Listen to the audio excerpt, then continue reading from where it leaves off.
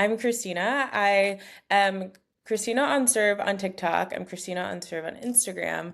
But in general, I guess I'm a former collegiate tennis player. I turned tennis creator on a whim. I remember this time last year, I picked up my phone and was like, I can't stand John McEnroe, and like I needed someone to say that to. So I was new to TikTok and I put that video out and I think I got like, I don't know, 20 or 30,000 views. And it was like, what is this? Do people talk TikTok or do people talk tennis on TikTok? And that's how I was introduced to the world of like tennis TikTok and that people are really interested in it. ESPN fire John McEnroe, fire Chrissy Everett.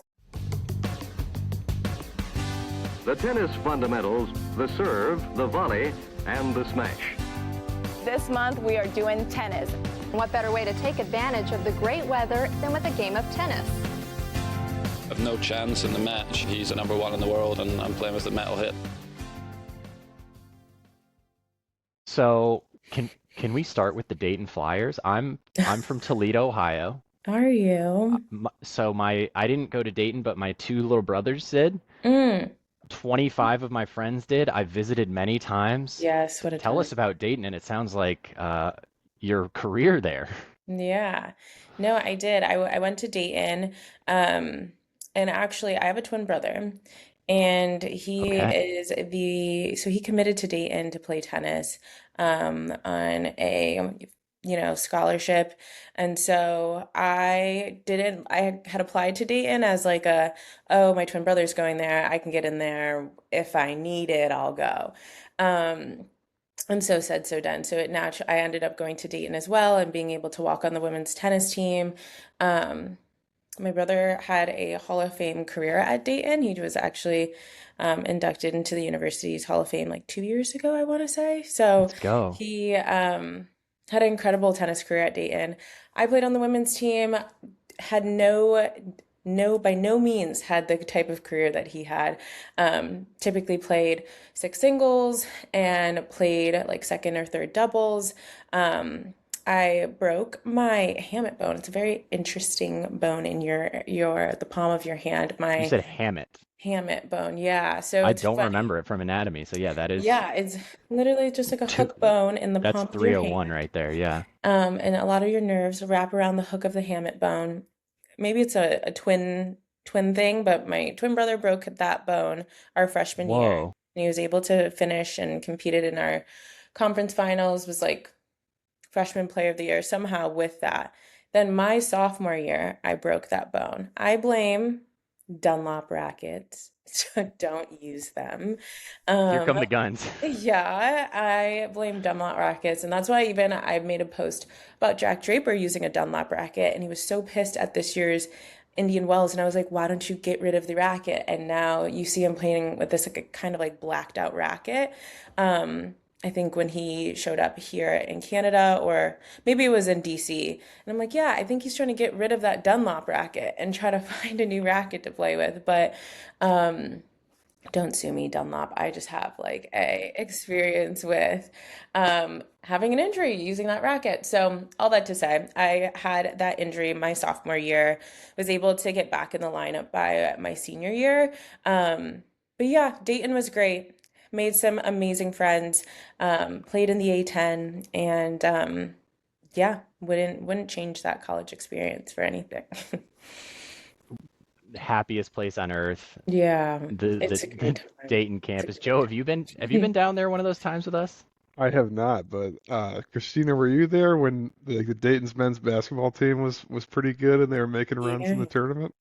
Yeah, I was there from 2015 to 2019. So Oh, excellent. um, I so we had a couple big names while I was there, Scoochie Smith and Yeah, Obi Toppin, and yeah. um, I just had graduated. Obi was like a little bit younger than me, but we overlapped because he did a red shirt his freshman year. So I was, on campus with him, and as athletes, you all interact and stuff like that. And then since I graduated in 2019, their 2020 run was after my time, but then COVID stopped them, and there was no Yes, it NCAA did. tournament. But I Yeah, swear we would have been national champions. they got robbed. Yeah, they had a great team that Final year. Four at Yeah, least 2020 if we could have played.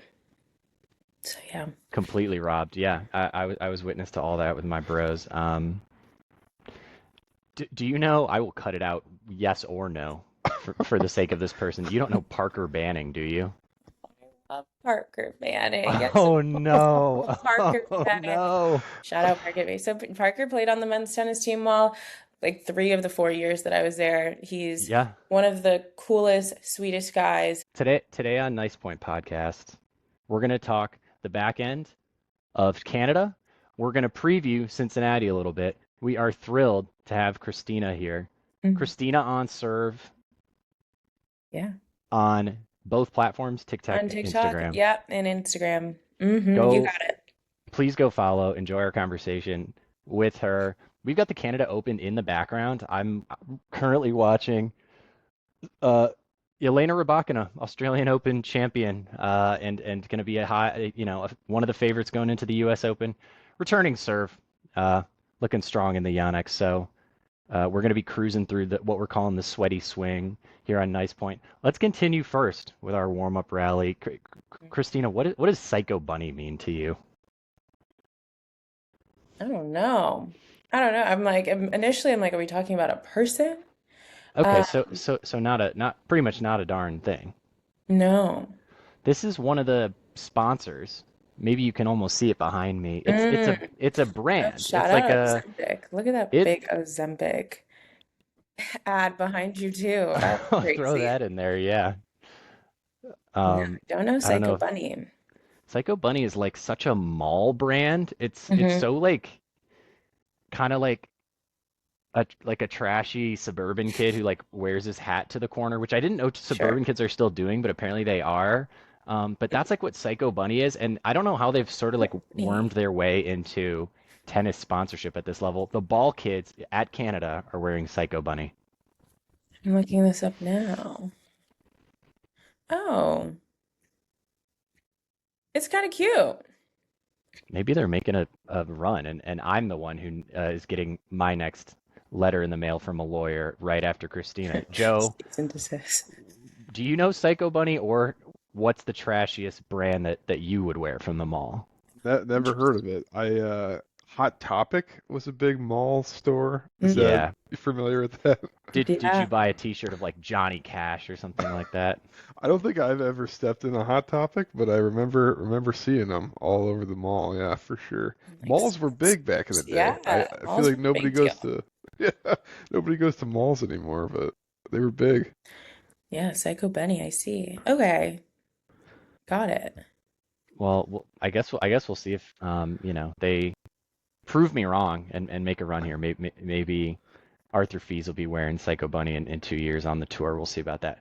Christina, do you want to talk Washington, D.C.? You attended Yeah. what? One or more days? Yeah, I t attended 2 sessions. I attended on Tuesday and then I attended on Saturday, which was Tuesday would have been like first round, still first round. And yeah, and then Saturday was like semifinals. So it was good. I try to attend every year if I can, dating back to 2019. So I'm here in DC. I moved home for a bit and then came back. And so I try to attend. I think it's one of the most intimate tournaments in Hmm. on both tours. I think that it's so accessible. At one point, I was able to tell Iyala like great match because I was like, is that Iyala just walking without security? Like it's really just a small, very small venue, and the players are just able to move around pretty freely. And I don't know if it's a DC thing where because it's Washington, DC, and there's members of Congress and senators, like sometimes when you see a person of status, you're kind of just like, I mean, there's motorcades everywhere. It's kind of just like one of those, it's no LA or New York by any means, but when you see someone of status, you're kind of just like, okay. So I think that that kind of vibe permeates throughout the DC Open. It's really small, and you're just kind of like, oh, that's cool. Like, even to Naomi's point of having a cookout, just kind of being able to tweet out, like, I think it'd be cool to do a cookout, and then a couple hundred people, show up, and you're able to do something like that. I don't know if she would be able to pull that off at a bigger tournament. It'd be really Wait, cool to see her do that, though. can you did you attend said cookout or take in I some didn't content? attend said cookout because, like you're saying, I work. Sometimes I have to just be at my real job. But no, she tweeted or she was on Threads and was like, I would be really interested in doing a cookout. Would you guys show up? And she was able to really transform this like stadium vibe into like this kind of cultural cookout. And she had just kind of just like a really vibrant audience that was able to show up. DC has a really large just Black community, and they attended the tournament but was able to show up for her for this cookout, and it was a really supportive atmosphere and stuff like that. So I think for someone also like Naomi who may have performance anxiety, don't want to project that onto her, but that's what I see. I think that that was just a cool opportunity for her to hang out and lower the stakes a bit. So I thought that was really cool. That is so cool. When the Knicks won the championship here in Brooklyn, Yeah. Spike Lee has an office around the corner from our really from me right now where I am, and he had like a post like an after party the day after Yeah. they won. And so yeah, similar thing, like people are dancing, people are doing the electric slide. He's Yeah. just kind of there. I wonder if Naomi Osaka was like, was she manning the grill at the cookout? Was she just kind of like being there to so that the fans would come? Is Yeah. she have some input on the music? I Likely wonder. so. It looks like she was taking a lot of pictures. Looks like she was just trying to have like regular conversation and yeah, like I said, the venue's not that big, so it's not like there was like tons of places that this could happen, but I'm pretty sure it happened in like the market square where like all the food is and stuff like that. And Okay. she probably had, yeah, she definitely probably had um some ideas on like how to make this a true cookout and had some say for sure. But it was adjacent, like right to the where the matches were played. Yeah, it was like right behind it and then right along like the practice courts and stuff like that. So, It's actually yeah. really, really cool. Sounds But like a tailgate. Bring that it was college football. essentially a tailgate, um, which also um awesome. So I just think that yeah, the DC Open can get away with doing little things like that. I don't know what it would look like to do something like that at a slam or like Indian Wells or Miami, but you can just see the players moving around. You can see the outdoor courts, watch practices, genuinely get close to players and take pictures. And I think that that's why I was so passionate about like the ticket situation and how they were marketing the tournament as being sold out, which I think by their own standards as a tournament, it was like all the tickets did get sold to something, even if it was like a reseller. But then it kind of creates this like false barrier of like, oh, like the tournament's sold out. Like, I don't know, don't bother getting tickets when then you go and you're like, I could sneak up anywhere. I could go down, like you're like, I could move over a little bit if I wanted to, or I could like move down if I wanted to, because it's not genuinely sold out in terms of capacity. We had a similar experience. We went to Memphis, Hmm. which was really fun, and Yeah, that's how was it? a 250, so even more intimate. The tickets were like $60+, which for that level, just I was Yeah. like, let's fill this stadium and let's get those Hmm. below 50. I mean, this is a really low level tournament. Not that we didn't have an awesome time and see like really high level competitors, Yeah. but just in the grand scheme of things, what Hmm. $60 should buy you in like the sports universe. And what I was thinking, how I was thinking they were thinking about it is maybe the people who want to go is only a certain pool of people, so we might as well charge those people a certain higher price. It's not Sure. like people are going to be flooding the gates if we do make it $10, just because Hmm. it's not something everybody's interested in. But at the very least, what I But would have maybe. appreciated is if we could buy a $60 ticket and it's like general admission, so you can sit anywhere, Hmm. Hmm. which is It's a effectively what great it idea. was. like you said, Yeah. you can kind of do that, and they're not going to bother you. But I I think a tweak like that, I don't know. There's I think that's a these great idea because they kind of did that for the finals that for the DC that ended up on Monday because of the rain. And then they had oh, to they honor the adjusted a little tickets, bit. yeah, of those that were there on Sunday. And then they like made 1,000 tickets available and then it was a packed stadium. 1,000, I think, free tickets or something like that. So then of course people come. So if you do lower your ticket prices, I do think you're able to create that atmosphere that you were suggesting. Like at least the stadium is full and like you get a lot of they get a lot of footage and marketing from that. And I think that that's a win-win situation because you have all these people, in your venue and all that kind of stuff. But that really worked out for them for the finals because the stadiums were full and they got exactly what they were looking for by just making things free or just lowering that barrier of entry to like the ground. Maybe there's a good learning there. Yeah, I think so. I think so. Who did you see? When I went on Tuesday, I was pretty locked in. I went with some friends, and for some of them, it was their first tournament and their first DC Open. So one of my friends stayed with me, and I was like, we got to lock in on Arthur Feast. We got to get front row because I got to get some footage.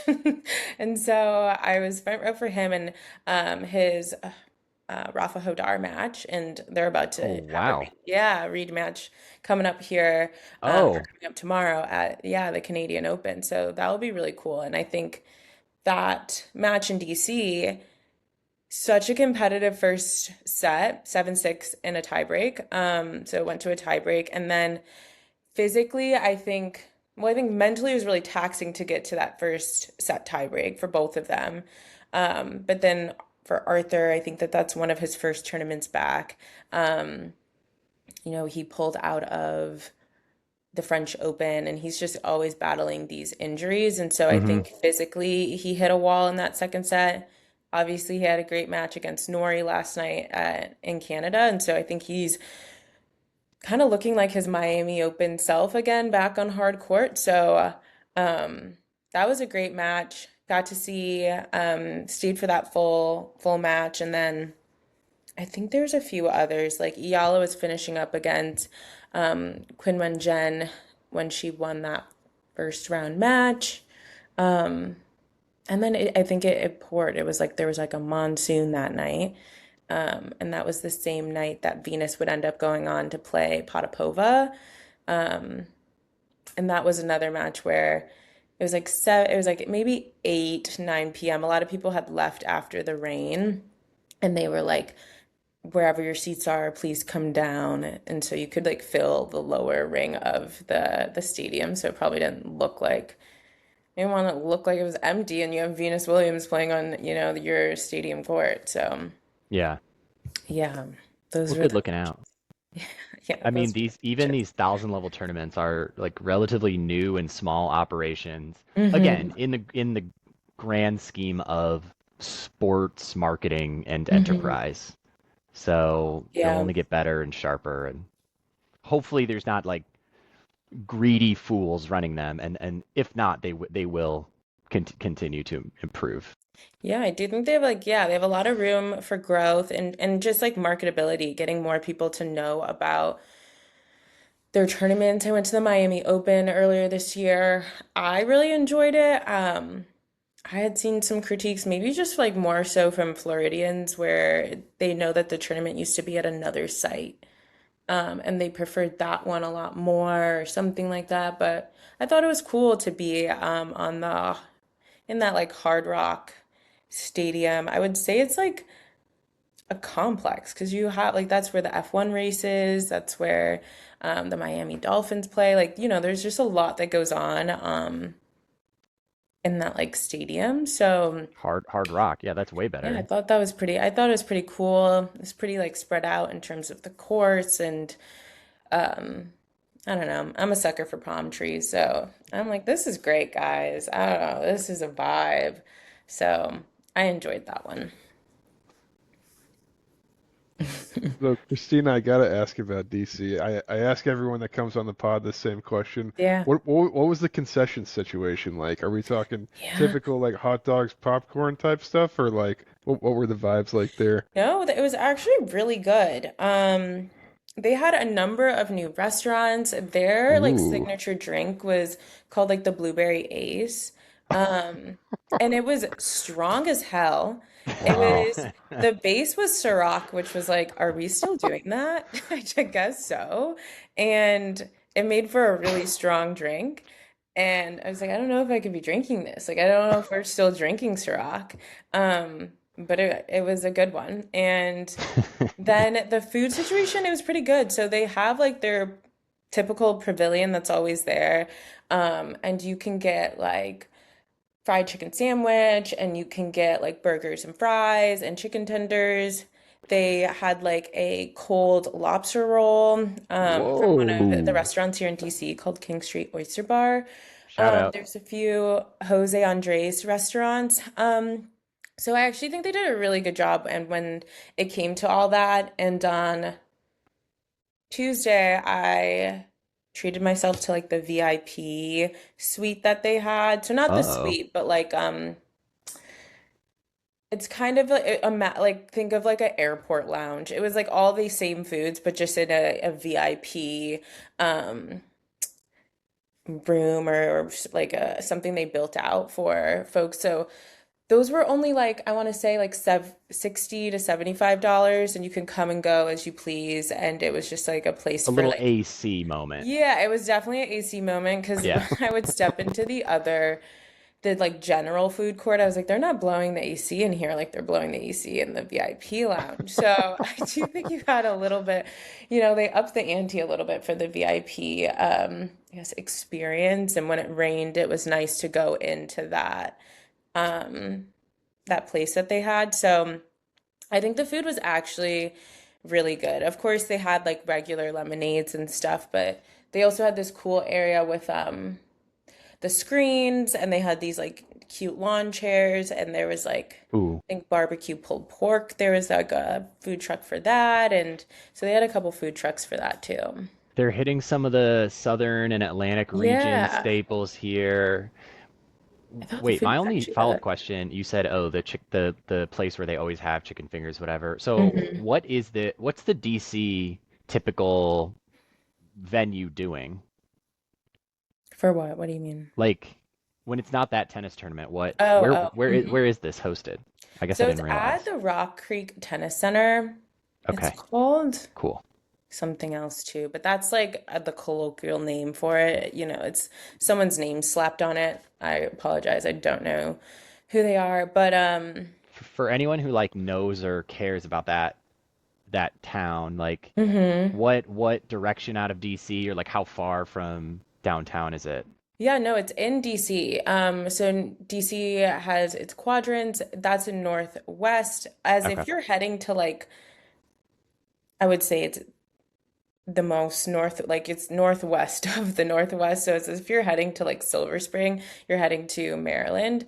Rock Creek Park is a beautiful park here in DC. So Rock Creek Tennis Center is within that park. So that's like a whole other drama. It's considered like a state park or a national park. I don't know if it's considered a national park, but there's a whole bunch of drama wrapped in to the renovation there because Trump considers it, more of like I think it's like a federal property or something like that. So he has like thoughts on how it should be renovated and all sorts of stuff. And what's he So, thinking, Christina? you know, all I know is that the place needs to be renovated. Like one of the everyone knows who actually went to the tournament that like the bathroom situations, like these bathrooms are so old and you actually have to wait in line for 30 plus minutes to like use the women's restroom or what have you. Like the facilities need to be updated and when it's not the DC Open, it's like a place where you can go just play tennis. Obviously with like a membership, it's not like free to the public and you can go there for tennis lessons and stuff like that. But I think they put it on pause because it needs to be renovated. Like it's such an old facility. So I know they're going to do a whole fundraising push, but they need money to do that. Because they do need to step it up, respectfully. How much does a blueberry ace run you? Are we talking like $30? No, I think it was more like 23, so not that far, not that far off from 30, but um yeah, I think it was like about 23 and you get like a little cup, A little um souvenir. a little Oh, okay. souvenir. Well, I think the souvenir is like an extra $2, so that would be like a $25 drink. So it had like Venus and Francis. It just kind of had like the stars of the tournament on there, and it just says like 2026 Mubadala DC Open. Yeah, it's their version of Excellent. it. So yeah, if you can make it down, I think it's a cool tournament to go to. Um, and they just have to price it right because I don't think they really have any business making that like $150 plus tournament. I guess they can because like the tickets technically sold. Um, but if they just want more people to come, I think there's some other marketing tricks they can do for sure. 100%. So we had in Memphis, we did not enjoy a boozy popsicle, but they did have those. We just had the bartender tell us you can get a canned cocktail, Yeah. and she said we have palomas, and what most people do, maybe she said the word a lot. I can't quite remember back. She said what people do is they get a canned paloma and they add another shot of tequila to it. So I'll do one of those for you. Um, I said thank you, and I said it a number of times after that. So think what's tough is like these tournament, like the hard court swing, we're out here in like 90-degree heat. So oh, it you was like want a being little at the drink, but beach. I'm kind of feeling tipsy right now and dehydrated. Like you're like, I need a Gatorade and just a water, thanks. Oh my God, you're so we might as well have had our shirts off. I mean, we were just baking in the Yeah, sun. Little shade. actually though. Anything else warm up rally or DC before we get into it live with Canada and then Cincinnati from Joe or Christina? Go ahead, Joe. I'll follow I've you. I've got nothing. I'm ready to move on to Let, Canada. let's go. I mean, it's happening. They're ready to move on. You know, Samsonova up the break over here. Will we have another upset uh, in Eastern Europe? I was gonna say Christina, there's always an Ova ready to upset someone. don't play an OVA if you can Mm-mm. avoid it, guys. So, Joe, what Christina likes to do is she's her covering how are the black girls doing on the tour? How are the black girls doing in this tournament? Can you do that off the cuff with the draw that's left here in Canada? Yeah, actually, I was like, I need to film a video right now, right after this. But so you still have Naomi Osaka in, you have Coco Gauff still in the tournament, and those are the last two black girls standing. I know I still have to do my recap of round three, where Taylor Townsend she went up against Belinda Bencic and lost. So now Belinda Bencic will play Iala today in the fourth round. Madison Keys went up against Marta Kostyuk, who's she's playing elite tennis. Like I think she is a quarterfinalist, semifinalist Good um, year for her. for the U.S. Open. Yeah, I think she's like I don't get too worried about I mean, she lost to Iga, so she beat Madison Keys, would then go on to lose to Iga. But I mean, Iga's kind of streaky in a way, but she's actually been like a pretty consistent. I think people just have really high expectations for her as like six-time Grand Slam champion. But so yeah, we still have Naomi and Coco um, still left in the draw. Coco's going up against Corneva. I don't know if that's her name. I don't know. I honestly have never heard of her. Uh, no, you're right. This is what we call when we've never talked about them ever before or arguably heard of them. This is what we call a nice point nod. So I think for her performance here in Canada, a nice point nod to Elvina Korneva, I think it is. And oh, it's Alina Korneva, of course. And yeah, so she's been the American Slayer this tourney. Beat Emma Navarro, who's honestly had a tough couple of years, followed Mhm. by Iva Jovic right after her, which is like It's a big feels win. like a big upset at this Yeah, point. it's a So big win. hopefully Coco can take care of her. I imagine right after this match behind us. Yeah, it makes it tough. It makes it tough when you don't you don't really know who you're going up against in terms of like she hasn't played that Some many. reps, Yeah, sure. people don't know her game, and so that's always to their advantage. And that's who Naomi's going up against Leylah Fernandez, which How that's do you gonna feel be about that? tough. I had just made a video talking about Naomi and her perfectionism. And I do think that like it's really interesting when she plays in front of a crowd that's not pro Naomi, which is not the same thing as anti Naomi. So similar to lately when she played in front of when she played against Iyala at the DC Open. I don't think the crowd was anti Naomi more than they were just pro Iyala. And so she's going up against Leylah Fernandez, who's a Canadian in Canada. So Mm, she should expect that the crowd is going to be pushing for Leylah. mm-hmm. And sometimes when I think when she hears people rooting for the other players, it like translates in her head that like they are against me or like woe is me, and I don't think that that is necessarily true. So she'll definitely need to just get her mind right and try to lock in that match against Layla.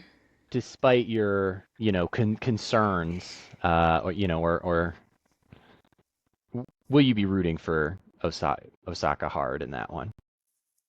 I actually really do like Leylah Fernandez. Interesting. So Yeah. I've liked Leylah Fernandez since her run at the US Open. I thought she should have beaten Emma Raducanu, and I sometimes I think, well, how would life be different if Leylah would have won that Grand Slam over Emma Raducanu? Uh-huh. Because I don't know, Two that's teenagers out of nowhere, and one of them came right. away with it. But the one that came away with it, was it worth it? I don't know. It She was now has the weight of that forever and hasn't yeah. really backed it up. And for Layla, it's like you went into this tournament, you slayed a bunch of dragons, or you like both of them did, and then you lose in the Grand Slam final. But I think she's been able to just continue to be hungry. She doesn't have as much like that weight of that expectation of winning. So it's maybe worked out for her. I mean, she won the DC Open last year. She continues to be pretty consistent. I think she's had a really great year this year um, for her in terms of her singles. So I'm just rooting for a good match there. I think I'll be happy with whoever wins, actually. Interesting. A little sell on Naomi Osaka. We're we're recording this on Sunday. If you're listening, go check the score of this great matchup, Naomi Osaka, Leylah Fernandez. Yeah, Fernandez went through the French Open champion, badass Mira Andreeva to get here. She's playing at home, so she's playing with a lot of firepower, but of course it is Naomi Osaka. On hard court. Going So, back to the other side of the black girl draw. hmm Coco Gauff, just the final point after I Googled it. Yeah, not a lot of data on Alina Korneva, who's 19. So you don't have you don't even have 2 decades worth of data there, Yeah. let alone on two legs. Get it down to like 11 years of data or whatever. Um, I guess other than that, on the women's, you mentioned Iga kind of floating around there. You guys are going to be surprised when we hear her name again. I'm dropping an Easter egg in the podcast now. Why don't we just quickly do Sabalenka watch? So she was upset yesterday. Yeah. I I'm pretty vocal in terms of like I don't I don't like her. I don't support her. I don't when it comes to Sabalenka. Do I root for her to lose? Not necessarily. When she loses, I'm like, yeah, that's what happens. I Hmm. do think she's going into I just had made a video recently that I'd be nervous if I was Arena Sabalenka going into this hard court swing.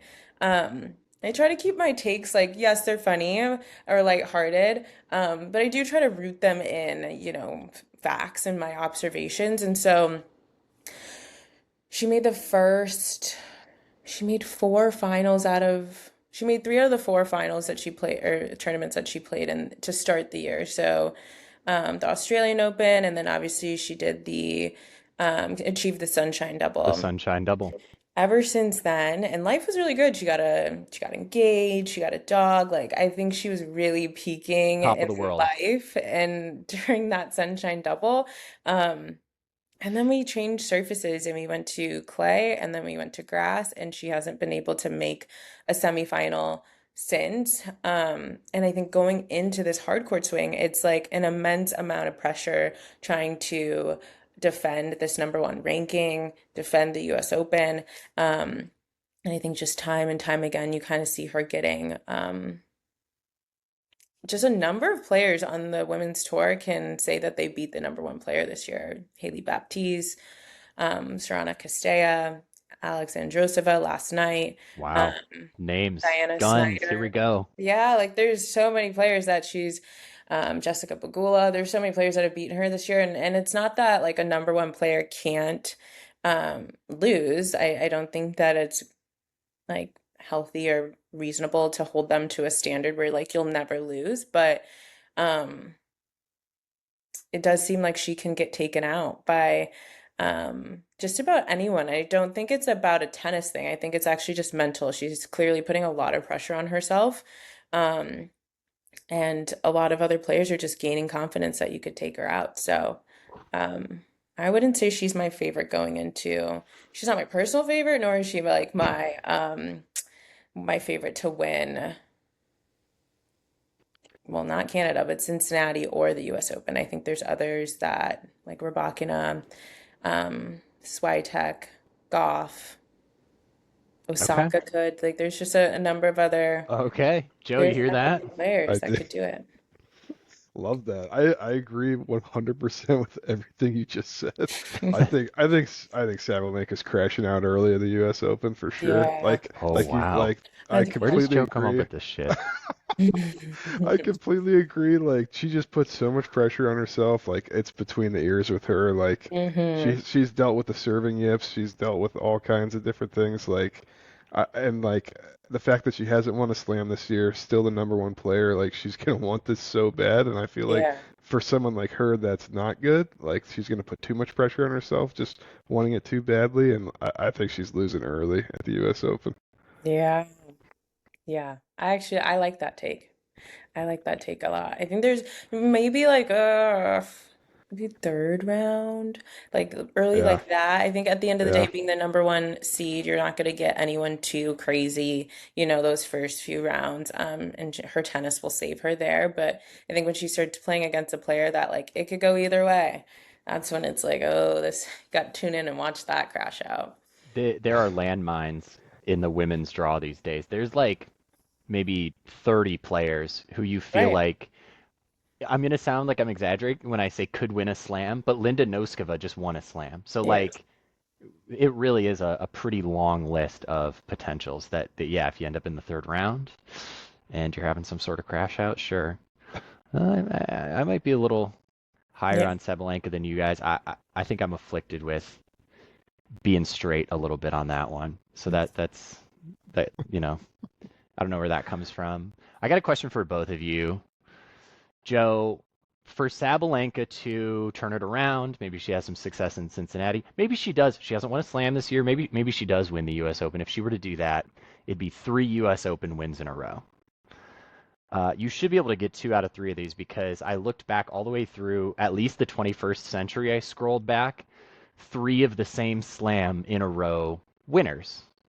Can you guess those? Gotta be, This is women's I looked at specifically. gotta be Serena. Yeah, Serena's one of them. It looks like 20, I think it was like 12, 13, 14 that I saw, winning 3 in a row. So that's a good guess. Huh.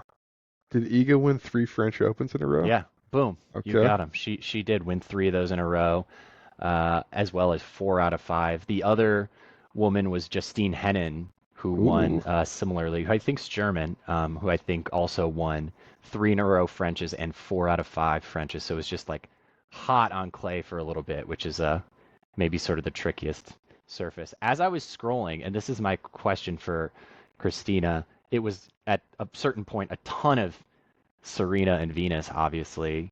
So I guess my question is, if this embryo never splits, do we have Savina who wins like 50 slams, or do the twins have to be there for them to be who they truly are? I mean, I actually just go, I went and was able to watch just ahead of even just when there was murmurings that Serena was going to play. My older brother was like, we need to fire up the Serena documentary. Like you need to I watch love that. this. And so I mean, like it's just so it was so good. You're just like, wow, this was just they were so incredibly dominant in the way that Venus came on tour, and then for the tour to be like, oh hell no, there's another one, and like not only is there another sister, but she hits even harder. She's just more hungry or hungrier than Venus. Just probably being able to see your sister, um, and so then Serena just kind of takes over. I don't know how that like how that goes in the end. I think they'll never tell us, but I'm sure there's just and be or Serena was actually asked this at I think Fanatics Fest, where it's like, did your winning ever like strain your relationship with Venus? And Venus may never tell.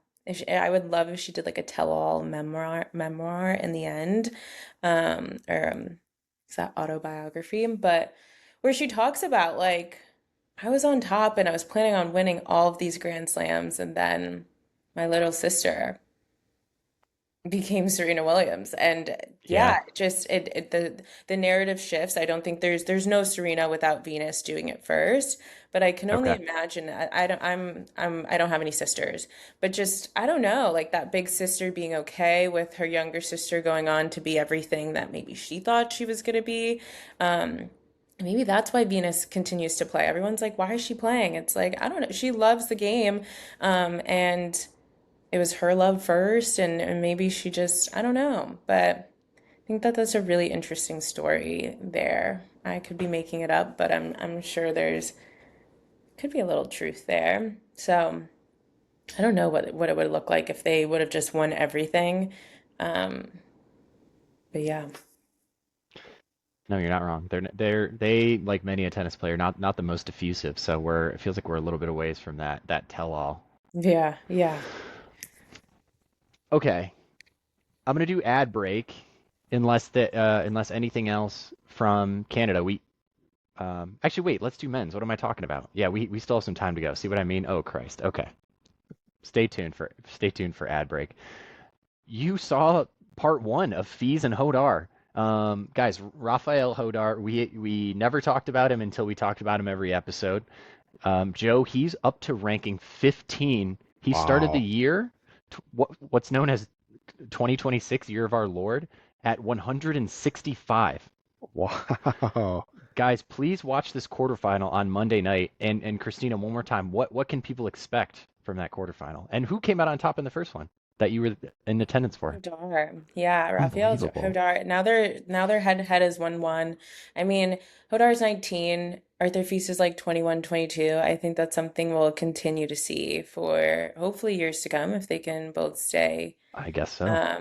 healthy. But just huge hitting. Hodar hits flatter than I thought. I don't know why I thought maybe Spanish, so there's a lot of spin there, and Alcaraz, Nadal like. I mean, to me, he plays like Sinner. He plays like Medvedev, who all play like Djokovic. So he actually hits a really flat ball. He's really lanky. Mm. He's a fighter. It'll just be a. I think he'll be top 10 by the end of the year. I don't think that that's like a I'm not smarter than anyone else saying that. I think the numbers show that he'll be top 10 by the end of the year. Uh, seems like it. Unstoppable momentum. We're gonna have tonight again. If you're listening tomorrow, just go check out the score and see what the next round's gonna look like. But I don't think there's a more electric matchup in men's tennis outside of Sinner Alcaraz than Shelton and Fonseca. I was gonna say that. Sunday That's night, guys, I'm gonna drink on a Sunday today because we have Osaka Fernandez and Shelton Fonseca all today. That's unbelievable. So, uh, Joe, will you tune in to that one with me? Shoot me a I couple text messages. Hopefully I'll have it on in the background. I got to get into the office today and get some What work the done hell? before tomorrow morning, but I should have it on in the background for sure. I will not be drinking with you, but I'll do some water. Thanks for listening, Peterson and Tilbury Associates. Uh, No, I think Um, I heard that they think Ben's the favorite, and maybe just because he's the defending champ here. I don't know. I think they're neck and neck. I think Fonseca is like I think he has more of a ball tolerance in terms of like rallies and that kind of thing. I mean, Ben has his serve. It's just to me, I'm like it's a 50-50 toss up. I'm really interested to see how that plays out. Joe, I know you love ball tolerance. You love yeah, phraseology like that. that's a Oh, do great term. That's you? fantastic. Yeah. Can you wait, spell that out just for fun because we're on the show. Go ahead, Joe, or do you want me to? No, yeah, no, you. So ball tolerance, I'm thinking just about your ability to stay in the rally. So how many balls can you hit um in Backhand a running to your left, yeah, backhand and standing. yeah, I think if you think of a match like that Iyala versus Parks match, Iyala has a really high ball tolerance. Alicia Parks has a really low ball tolerance. I feel like most of her rallies are 6 balls or less. So your ball tolerance is just in terms of just like your ability to stay in Okay, a point. So yeah. okay. Joe, pull up the draw. I have a question. I'll have a question for you. I guess we've said, gosh, you know what metaphor's coming to mind as we talk about, like, we're talking about Hodar running through all those rankings. You're talking about, okay, we like a year and a half ago, we're talking about Shelton as you're talking about Fonseca now. Like, we'd be like, I don't know, I think Shelton will beat Tiafo. I think he's way better, and he's only like 22 or whatever. Now we're like, oh, Fonseca's ready to knock him off. I'm thinking about, is it like the Penguins or is it the Lemurs? Which is the one that they all run to the edge of the cliff, and then when one of them realizes that it's the cliff, he tries to stop, but then the ones behind him push him off the cliff. And it's almost like each new guy is just coming behind you. You're trying to stay on, but like the younger guy's just coming behind you. And maybe if you're Alcaraz, you're able to keep up there and not get your ass knocked off. I guess we'll find out tonight. Good analogy there. That's great. Is that the dodo bird? No, it's not the Dota. It's is it the Lemmings? Oh, the lemming. I think that is right. Yes, the lemmings. Yeah, that's Does that great. track with you, Christina? Yeah, I mean, I think I don't worry about Alcaraz and Sinner. I think at the end of the day, they're in a league of their own. I think the absence of Alcaraz has allowed us to see the depth of the men's game. The running of the Lemmings. Yeah, and you're able to see guys play like freely and and they're able to play more aggressive and you're able to see like, oh, there are other guys. But when you just have a presence like Alcaraz and Sinner at the top of a draw, then you have like Djokovic and Zverev. I don't think players are able to play, to the best of their ability. And so we're able to see these like other guys. And they're gaining confidence, which I think could switch up or it could spice up this whole Syncraz world because in your absence, you guys are pulling out of tournaments left and right. Yeah. All of these other players, like Zverev gets to win a Grand Slam in your absence, and you have Hodar, you have Kaboli, you have Taylor Fritz, I think Darderi, and Nakashima have been playing really great tennis this year. I didn't even know who a Luciano Darderi was. Or just I knew there's a lot of Italian talent there. I don't think I would have said that you have Sinner, you have Musetti, you have Berrettini, Caboli, Arnaldi, and then Darderi. Darderi's like so far down on the list for me, but he's been playing. I guess he leads the tour in like quarterfinal appearances this year. He's made like 10 quarterfinals this year or something. And so I don't think any of these guys are on par to be like really competing with Sinner and Alcaraz in any way, but they definitely can hold their own. They I guess haven't had the time to shine when you're spending so much time thinking about Sinner and Alcaraz. I think it's a good point. A nice point, as we say, Joe. Right. Um, we said the names Hodar, Shelton, Fonseca, and uh, who am I missing? And Arthur Fees, who is just back to business on the hard court. Yeah, those injuries come up, and he doesn't get to play in the middle of the season. He looks just like he was where we left him in the spring, in the Hmm. sweaty swing here. Joe, if it's not one of those guys, do you have another winner to pick in the Canada Open men's? I feel like it will be one of those, but I guess a couple other names to keep an eye on. Like Christina said, I feel like Nakashima's playing really well right now. He's semifinalist in Washington, so he's definitely one. Good As eye on the Christina, semifinalist of Washington. Good call. right, right. Christina also mentioned Lerner Tien, who all the tennis coaches love, just like a prototypical, Yeah. like perfect form, perfect player type of guy. And then Mensik, who was like, I Hmm. feel like we talked about Mensik like a potential rival for Fonseca for the next 15 years. Like I they're think like that's right. same generation, same maybe same kind of upside, same kind of potential. So maybe Mensik makes a run here. But I think it'll be one of those four that you mentioned: that Fonseca, Shelton, Hodar, Fees. Um, but we shall see. No Sinner, no Alcaraz. Should be good. Next couple rounds here in Canada. Guys, tune in this week through the Thursday final of Canada. There's really so many good players left that we can't even do much bracketology with you guys because we have no idea. But it will be irrelevant by tomorrow, and there's crazy Yeah. things that happen tonight. So I think the both men's and women's finals on Monday, which is not always how they do it. So that's actually or on Thursday rather. So that's a really enjoyable Thursday night, let alone because it's these shortened 1,000 level tournaments. You're going to get all the semis on Wednesday, if I'm not mistaken. So that's going to be a banger of television that night.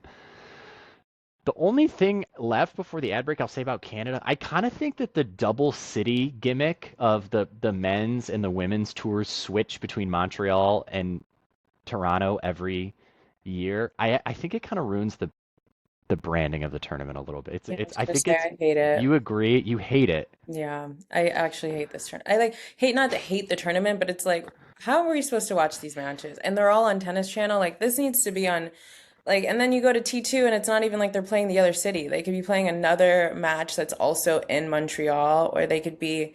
Sometimes it's like on T1 or Tennis Channel, and on T2 they're both playing Montreal, or they're both playing Toronto, and so it's just like, what do you want me to do here? Like, there's so many matches that you're not seeing. Like, it's just like, then just turn it off. Like, I just hate the fact that they're split in across two cities.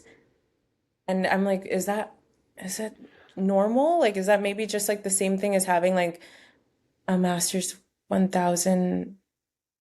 I don't know. I No, feel like don't they need to break be, your brain trying to make it make yeah, I sense. think I they mean, just I need to be guess if you're the combined World and they Cup just or need to the be, Olympics, it's across yeah, multiple cities, and that's kind of cool. I think yeah. for events of this scale, I think the city's part of the brand, and like there's a little juice out of being like this is Cincy, this is Monte Carlo, like Barcelona. Like you get an immediate feel for what that is, or even like True. tennis people know that Indian Wells like exactly what the feel of that is. Or Right, F1 right. does a really good job of it. You can be like, dude, it's Vegas F1, it's Austin, or even like Good point. is it Pepperidge or what's that one that's like north of London?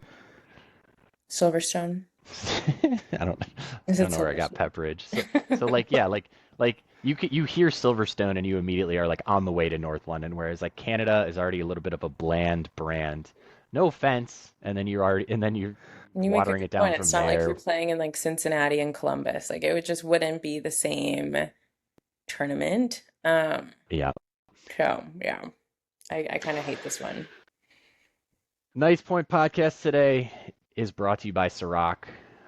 So guys, everybody remember the U.S. Open is coming up. If you want to watch it, it's going to be in prime time on, in the United States. So if you want to watch it and know what the hell's going on and have some fun and some drinks every night watching it, day in and day out for 2 weeks, listen to the show, give the show a good rating on Spotify, send the show to your pals so they can come over and do the same thing with you. We're on TikTok. We're on Substack sporadically. Technically, we put the show on YouTube. Guys, go and follow Kristina on Serve, our guest today, across all channels. Go Flyers. Next week we will be middle of Cincinnati Open, so we'll just be kind of talking about what we've seen thus far. So listen to that one as well. We probably have like 6 or 7 episodes left in the season, y'all. Thanks for listening. Okay. For Cincinnati, we do not have draws. Those are maddeningly going to come out on Tuesday for the tournament starting on Thursday, the same day as I just pointed out. The finals are happening of Canada. So with these both 2-week tournaments with this overlapping week, how this works is that the qualies are like Monday, Tuesday, Wednesday of Cincinnati, as it's the late rounds of Canada. So presumably there's no player overlap there. But if you were some sort of Cinderella and you went to the final of Right. Canada, you might be missing where you were supposed to be in the draw in Yeah. Cincinnati. It could happen. They typically avoid it. And if you're Ben Shelton and you end up playing in the final, knock on wood, of Canada, you already have a bye, I think, in the first round of a lot of these thousands. So you show up and play like on the following weekend, by the time you're in like the second round of Cincy. So as long as that made total sense to everybody, we're gonna introduce to Kristina the Pentazone here. Kristina, the Pentazone, or if you want to call it the Pentazone, if you're feeling like in more of an Italian mood, because it is in fact a sort of pizza slice pie. Mhm. And what it is it's 5 slices that suggest what direction the wind is blowing for each tournament. But those slices, if like you guys got in an argument about who like is more hungry or like who got a bigger piece, you sometimes they do get split in half. And we'll talk about that. But let's do you want to do the men's or women's? I'll walk you through the categories and I think you'll get them all. Sure. Let's start with women's. Okay. So the first slice is easy. That's here's our Cincinnati Open Pentazone preview. Uh the number 1 player in the world. No problem. And what do I, Give them their slice. Our sure, number 1 player. I I think she has a lot riding on this tournament. I can't recall. She lose last year at Cincinnati. I know she's not defending, like this isn't the tournament she has to win. Um, but she does need some confidence. So I think that this is like if I was her and I lose in early rounds of Cincinnati, I don't know. I think I need to go to the spa before the US Open and get my mind right because like mentally I'm like, girl, we haven't won a significant match or tournament and since April. Um, and you want to feel confident going into your best slam. So, Christina trepidatiously handing the first slice of the Pentazone to Arena Sabalenka. Um, I will I will hand her the second slice that Joe. I don't know what these toppings are because this is a little different because we don't have the draw yet. No DraftKings odds for Cincinnati yet. However, you can already go and bet on the U.S. Open. So I will give the second slice also to Arena Sabalenka, who's currently the favorite to win the U.S. Open, which immediately, based on this conversation, might suggest some value there. For sure. I don't like that one bit. Yeah, a ton of value. If she's the favorite, taking somebody else for sure. Go take somebody else, guys.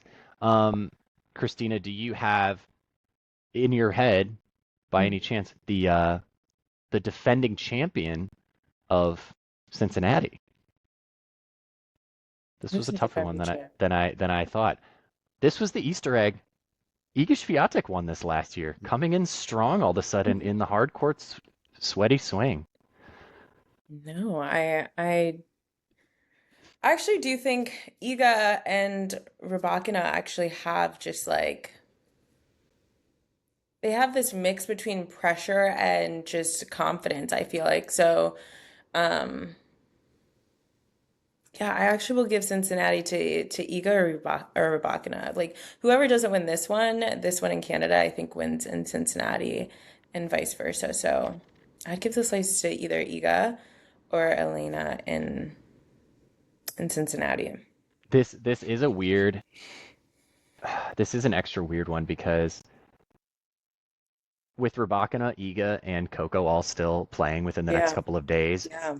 one of those women might end up like winning or being in the final, and you'll feel like really strong about that. If one of them, like if Coco loses in 2 hours from now, you're gonna feel a little more nervous. So like, actually, anybody, what's Coco could. Rybakina doing right next to you?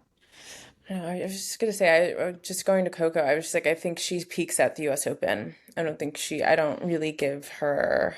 Um, Not too worried about her here in Canada or Cincinnati, but yeah, how is Ravakina doing right Yeah, now? let us know. Here's the other two slices. Our defending slam champion I already mentioned. So the Czechs, Linda Noskova gets a slice. Mhm. Transitioning surfaces, the slice means a little bit less, and Karolina Muhova, the crust, being the runner up there. And then we've talked about it. Yeah, Joe, I threw this wrinkle in. That makes a lot of sense, right? That's great. If you get a piece of the crust, that counts for something. And then as we said, 30 names that could win a slam. Alex Yala in DC as the most recent on-surface winner. She beat who gets the crust is Jessica Pegula, another name that you're like, why couldn't she win the U.S. Open? Easy. Oh, go to DraftKings and see if you can bet on Jessica Pegula. Could always happen. And if they're going to give you a 1200 on or something like that, a great value there. So I don't know, Christina, we we wish we could have you back. Maybe we will. Do you want to pick U.S. Open just right now, randomly?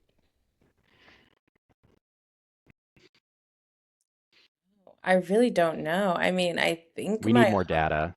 we need more data, and I think that to your point, like honestly, I think that there's 20 to 30 women who could win a Grand Slam at any given time. They're usually the top 20 to 30 players, and um, they can all win pretty interchangeably. I think Noskova actually, she had always shown signs. I don't know if I thought she was going to win a Grand Slam, but she always showed signs. Muhova as well. She's a two-time Grand Slam finalist. So I think there's players that are playing well. Like even yeah, Leila Fernandez. I think Alexandra Ayala. Just remarkable to see Filipina fans get behind her. I think she has a lot of confidence and obviously support. I think she's more of like a 2028 Grand Slam winner or Olympic medalist. I think that they're Ooh, how much would that mean? yeah, I think I can see that more, and particularly when you think of 2028 and how the Olympics are going to be like similar to how you described this, like since this Canada Cincinnati overlap. Whoever wins Wimbledon in 2028 is like screwed for the Olympics. The Olympics starts like a day or two after. So I do think that the Olympics creates this opportunity for those sleepers, I guess, in the top 20 to 30 on both Wow. sides. Well, on the women's side, I don't know. The men's side is a lot smaller, maybe top teners. But that's how you get up. That's how you end up with like Zverev being a gold medalist, way before being a Grand Slam winner. Ah, A Musetti, a Queenie winning a gold medal. So I do think that the Olympics does create an opportunity for those that are close, just never can get that Grand Slam for them to sneak away with a medal there. So that's where I position Iala. I don't see her winning a Grand Slam this year, but hey, she could. I don't know. eagle eye on scheduling 2028. Joe. We'll have to remember that take when we're covering that in 2 years. I'll probably have a kid by then. Kill me. Uh, Joe, let's wrap it up with the men's pentazone. Joe, hand out a couple slices. Get out that big, long, wooden, enormous spatula. All right, and hand these out. You're going to be handing out to some familiar faces. Uh, I'll which you got three slices to the Italian himself, Yannick Sinner. Do you know which slices those are? So we got world number one. Yeah, yes, sir. Is he? He's defending champion at the U.S. Open. We're No. doing Cincinnati. Oh, I'm sorry. He's defending champion at Cincy. No, sir. He gets the crust No. at Cincy. Ooh. Do you remember who he lost to? No, I don't. Also a guy that eats a lot of these pentazone slices. I'm just gonna throw out Alcaraz. Yeah, that would be Alcaraz. So the people at Cincinnati got an Alcaraz center final last year. Yeah. What a treat. And then he is the DraftKings favorite as well for the U.S. Open going, and I guess Okay, that's just kind of a no-brainer at that point. gotcha. I would And the also last his slice, body. Joe. Wait, say again, Christina.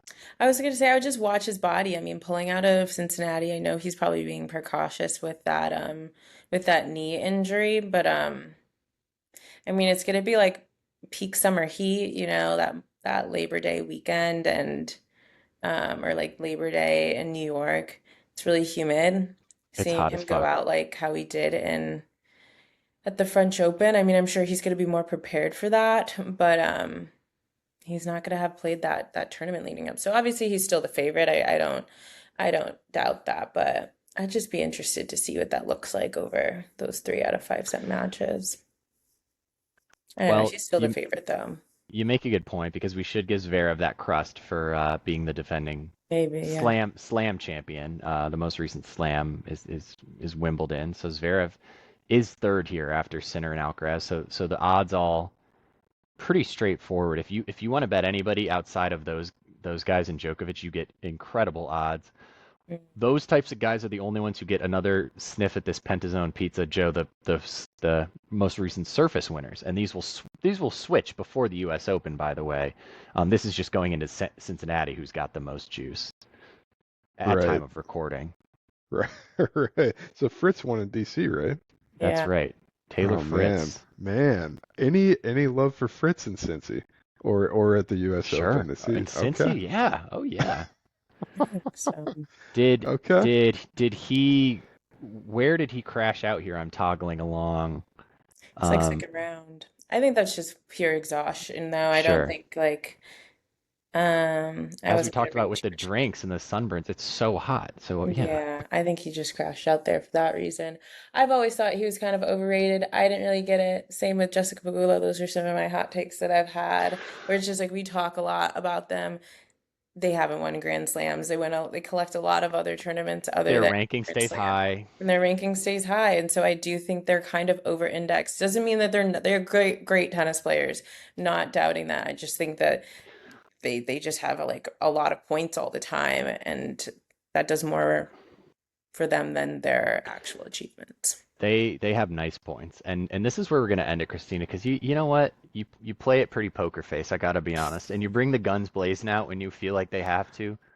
Why don't you bring the heart out? What player, and it could be a men's and a women's, it could just be one, who really has your heart, and you just have to pull for them no matter what it costs you, and how many times it leads you in the wrong direction of hope. I mean, Coco Gauff, I Yeah, think that I ride for her in my family group chat. I ride for her on the internet. Like I couldn't have felt, I don't know if I felt for a player more deeply than her drop shot in the net. I'm actually like getting sick to my stomach thinking about her drop shot on match point at Wimbledon in the semifinals. Like, girl, what was that? But at the same time, I know what it feels like to be that tight in that moment. Like you're like, that's the best thing she could have done because I swear if she hit a forehand, it probably would have left the stadium. Like she was like, I might as well just like try to drop shot. And she tried and it like landed on her side of the court, or landed in the net. And but I think she has like easily the best mentality on um the women's tour. I just believe her when she says she's just going to learn from it, and I don't think we see her get worse week to week. She really only learns match to match. So I always ride for Coco Gauff. yeah, that's mine as well, and people think I'm like simping out, and my wife's family makes fun of me, but she is the American player in our Mhm. lifetime who has won multiple slams since Yeah, we started doing the pod. So she was waving that flag at the Olympics, and that's basically our guy right now. So yeah. I'm with you, but we'd love to add to the list. We would love to.